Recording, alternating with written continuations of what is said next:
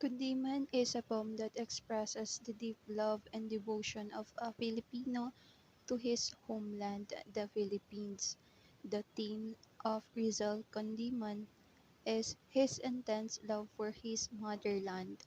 His words reflected his optimism that Philippines would be freed from injustice and bondage. A kundiman is a traditional song used by a young man to serenade the woman of his love. The kundiman literary work by Dr. Jose Rizal during the time of Spanish colonialization around September 12, 1891. For scholars, this word has derived from the Tagalog phrase which is kung hindi man, which suggests that people put their faith in a higher being who decide whether or not something is meant for them.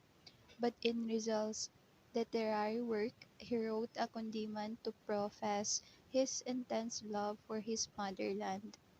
This piece reflects his high hopes that one day the Philippines would be free from treachery and injustice.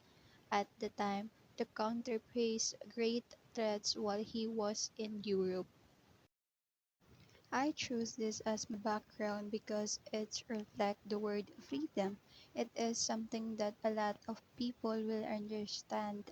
What is the point of that image on my task that I make? It is just a simple image of a hand that has a broken handcuff with which that we can see through it the meaningful idea about that when the Philippines was conquered by the Spanish colonization, we as a Filipino citizen, we don't have freedom to do what we want and we don't have the authority on our own decision. That is why I chose this image to deal with the idea that I have and make them get what my point is.